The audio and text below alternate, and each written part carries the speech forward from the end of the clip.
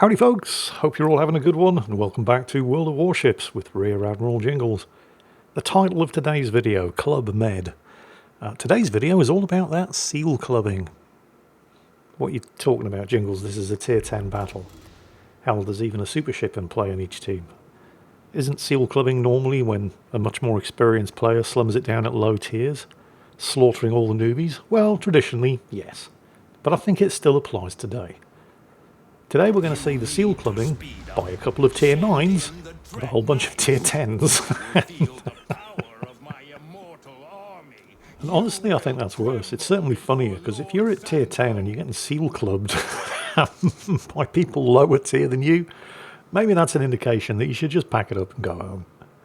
Well anyway, the stars, because this is a double action replay of today's battle, are Lame Saint here in the USS Benham, tier 9, premium. I believe it's a coal ship. He's using the swift and silent skill there, because the Benham isn't a particularly fast destroyer. A lot of these American destroyers have a distinctly pedestrian 35 or 36 knot full speed, and the swift and silent skill, in combination with the engine boost that he's running, it's basically a double engine boost, as long as you're not spotted. So yeah, nearly 44 knots, in fact now more than 44 knots, so pretty quick, situationally. But nobody picks the Benham because of the speed. The reason people pick the Benham, well, it's not the mobility, although it's not terrible. It's definitely not the guns, which are kind of terrible. Its stealth is pretty good. 5.9 kilometers. Anything sub 6 kilometers is good. It's not great, but it's certainly not bad. But you pick the Benham because of the torpedoes. It has 4 quad torpedo launchers with a very, very short reload. This is the ship that can have up to 32 torpedoes in the water at the same time. And there's 2 of them. 64 torpedoes in the water at the same time, because Lame Saint here is divisioned up with Choke and Stroke. Yeah, yeah, that's his name. This guy gets 10 internet brownie points for the name alone. Choke and Stroke, also in the USS Benham, currently sporting the New Year camo scheme, I believe. And you'll also note that both of them have the radio position finding, although I believe they call it the radio location skill these days. That's the white halo that you can see, pointing the way to the closest enemy ship. Doesn't tell you what the ship is, doesn't tell you how far away the ship is, but it will point in the direction of whichever ship happens to be closest to you. Now that ship will know that they've been radio located, but that's all they know. That lets them know that they are the closest to something with the radio location skill. And the use of this skill is going to be critical for both of these guys, because as well as both of them having the swift and silent skill, they both have radio location. It's going to be critical for the 2 of them during the course of this battle. So back to Lame Saint as he's flanking the cap circle at Charlie, and the radio location skill is pointing straight down there. But then just as somebody slips into the cap circle, it suddenly flips and points in this direction. Sure enough, it's the enemy Jutland, and he has been spotted. Now, the Jutland, actually this is kind of curious, and also kind of depressing. The Jutland, because he's taken a cap, instantly smokes up. But then he realises he's been spotted by a Benham. And as we all know, smoke screens are torpedo magnets.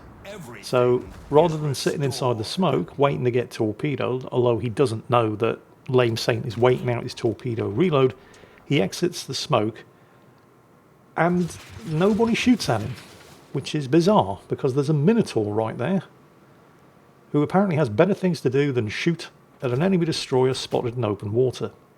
So the Jutland pretty much gets away scot-free after inflicting some damage on Lame Saint here, with the only consequence being that he was forced out of that cap circle. But don't worry, he'll be back.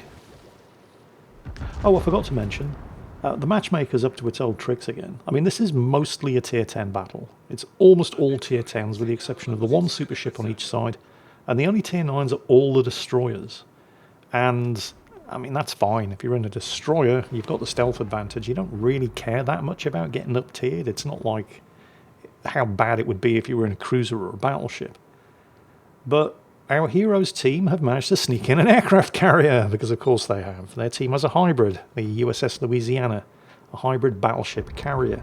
So they have that advantage, but it's not going to make any kind of difference. Don't worry about that too much.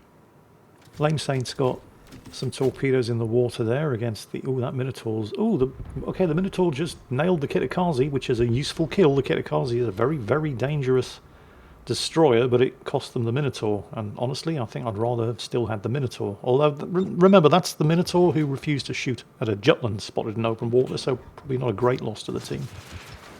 Meanwhile, kind of disappointingly, while Lame Saint did just score his first torpedo hit against the enemy Satsuma down there, it barely did 6,000 damage.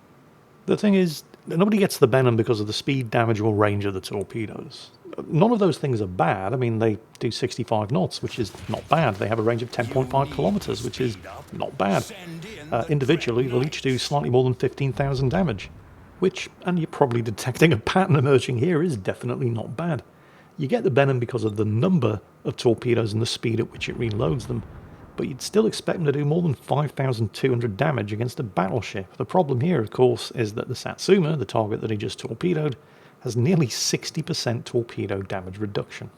So the Satsuma is kind of one of the battleships that has the least to worry about when it comes to facing a Benham. Meanwhile, Iron Saint, as he was watching the radio location marker, realised, the fact that somebody was flipping the cap circle as well, that the Jutland was back. Now, the Benham's guns are not particularly good, but they're good enough to force the Jutland out of that cap circle and allow Choke and Stroke to start flipping it. Or, more accurately, to continue flipping it without being bothered by the presence of that pesky Jutland.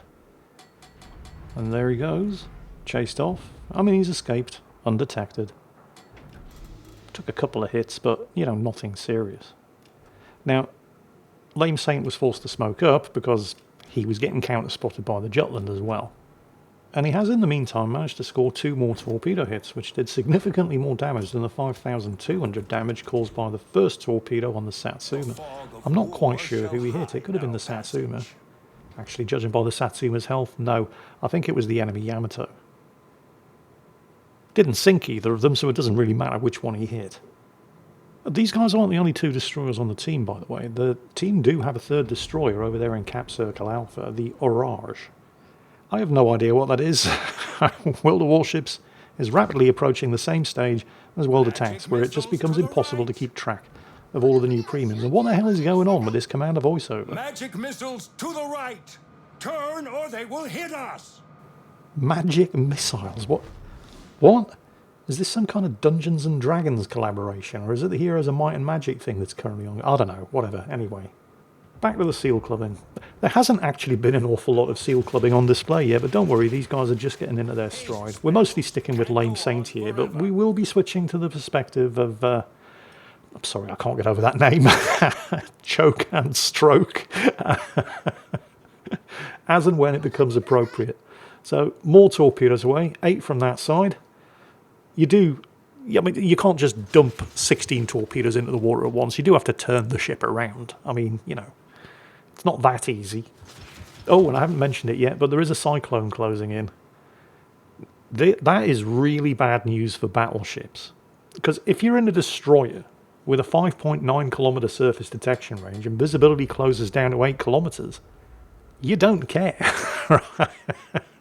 Because you can still outspot anything that pops up at a range of 8 kilometers, like a big fat stupid battleship. For a battleship, on the other hand, the cyclone is an utter nightmare. Because imagine, I mean, those of you who play battleships don't have to imagine it, you know exactly what it's like, but when visibility is down to 8 kilometers and you suddenly get spotted and you can't see anything, you know you're within 8 kilometers of a destroyer. And torpedoes launched from only 8 kilometers away, they don't give you an awful lot of room to maneuver.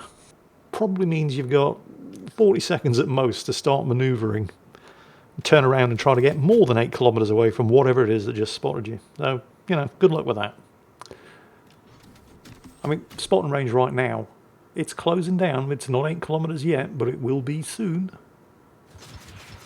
And this poor old Yamato, I mean, look at this, 16 torpedoes. It's entirely possible to hold down an entire flank on your own, fighting a defensive withdrawal in one Benham. And there's 2 of them over here. So you can appreciate why those battleships are in no rush to push forward.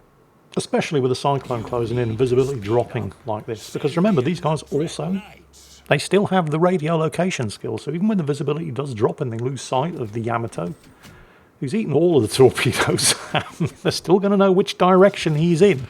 They're still going to be able to know where to aim the torpedoes, while the Yamato thinks he's gone unspotted and is safe. So good luck with that. So you can probably see where the seal clubbing theme is starting to come from in today's video.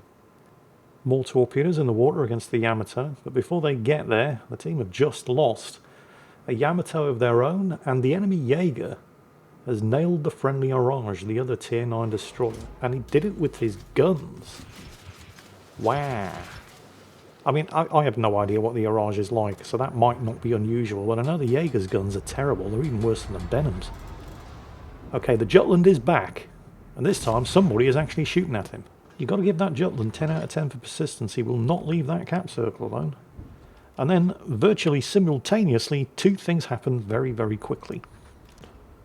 Winding the clock back here about a minute just to illustrate what happened, as Choke and Stroke notes an extremely suspicious looking smoke screen behind him, and the RPF indicator flipped to indicate that whoever was in that smoke screen was now the closest enemy ship to him.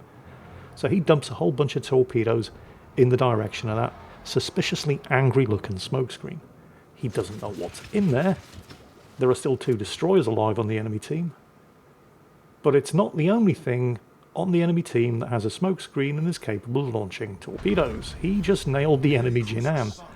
And he did it at exactly the same time that the enemy Yamato finally succumbed to the flooding inflicted by Lame Saint's torpedoes. So both teams are now 3 ships down.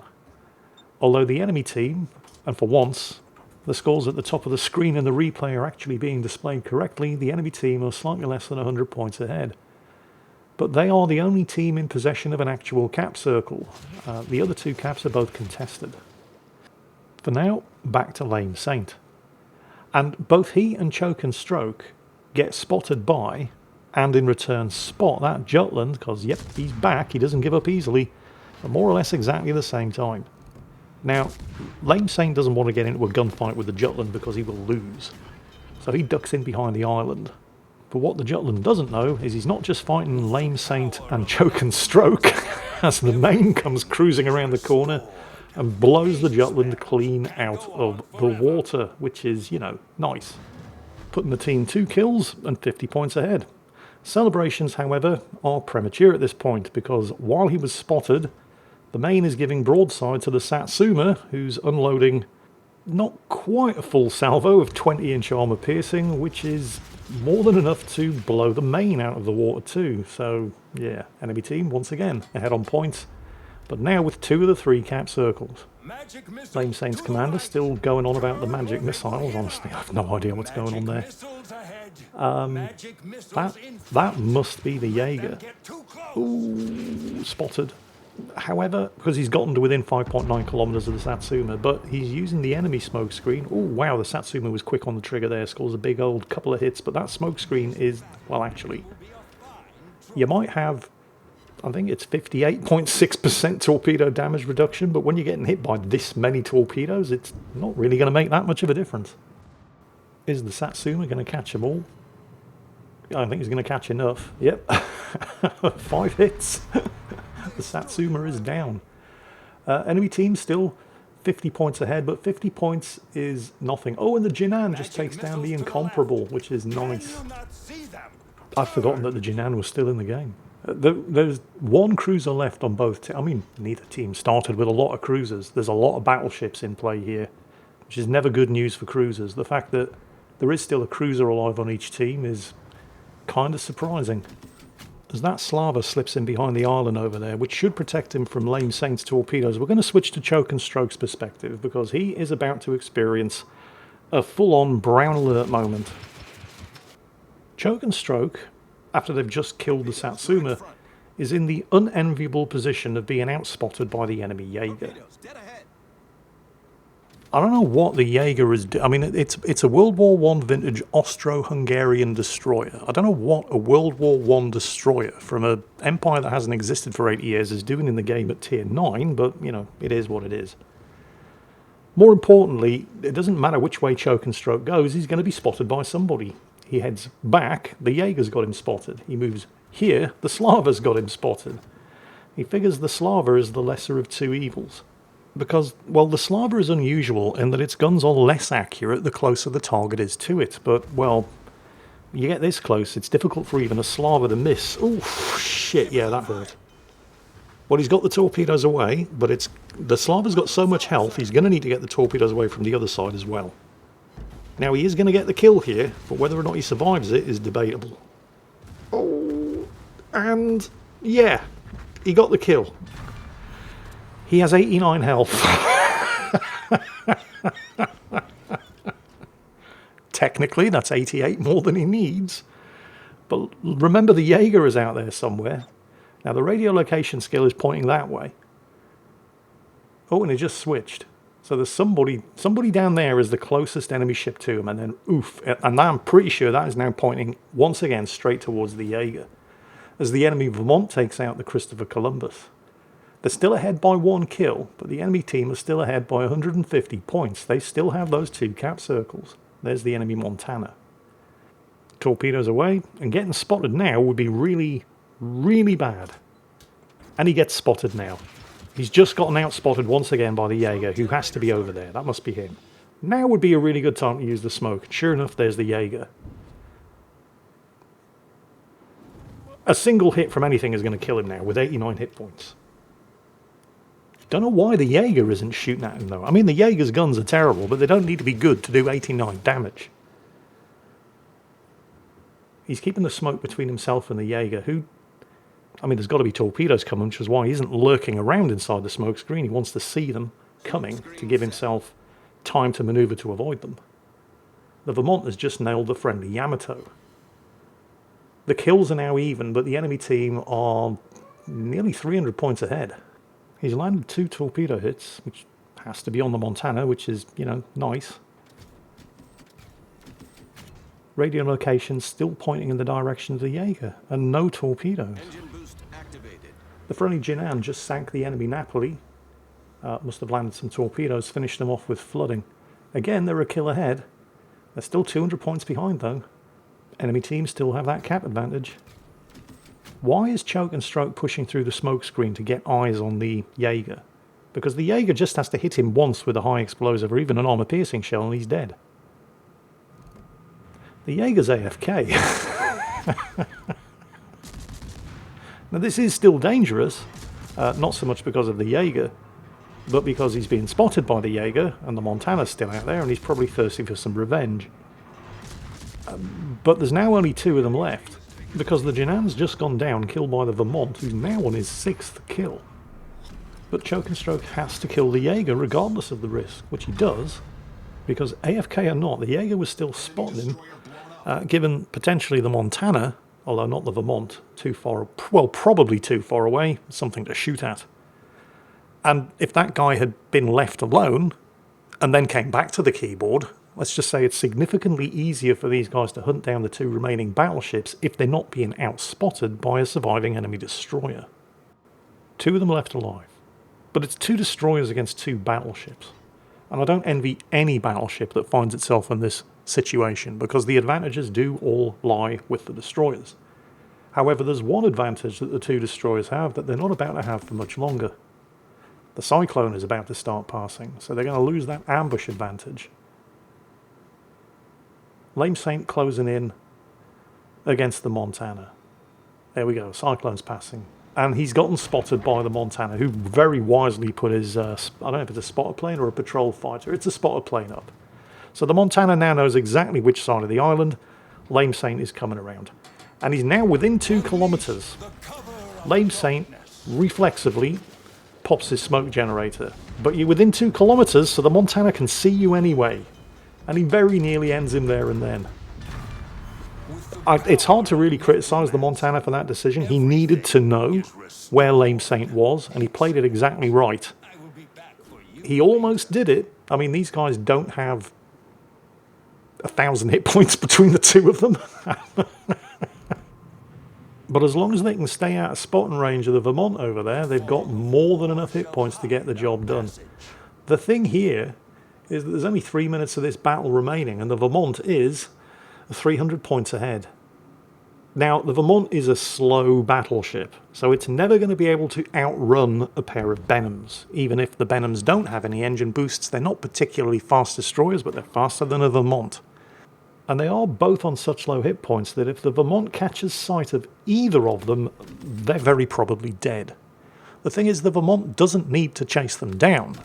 It just needs to stay alive and hold on to its 300-point lead, which is down to 200 points at the moment, but it only has to do that for the next 2.5 minutes and it's going to win. Admittedly, easier said than done when you're in a very big and very slow battleship facing off against two extremely stealthy torpedo destroyers. But all the Vermont has to do is stay alive and take the points win. I don't know exactly how much torpedo damage reduction the Vermont has. I know it's better than average, pretty good. I don't think it's as much as the Satsuma's, almost 60%, but it's still pretty good. But do you know what has 100% torpedo damage reduction? The island right in front of us that the Vermont could be hiding behind, but instead is choosing violence. Because of course he is. Remember, he just has to stay alive for the next 2.5 minutes and take that 200-point win. But you can tell by the shifting radio location indicator from Choke and Stroke here. Yep, there he comes. There's a perfectly good island there that he could have used to keep himself alive for the next 2 minutes and hold on to his hit points and take that points win. But he just had to choose violence, didn't he? I mean, seriously, what Vermont deliberately goes after a pair of Benhams when he doesn't have to? That one does. And then to add insult to injury, there's a 30,000 damage detonation with the final torpedo. So regardless of the points or the caps, yeah, that was a win for the Benham brothers. Choke and Stroke and Lame Saint.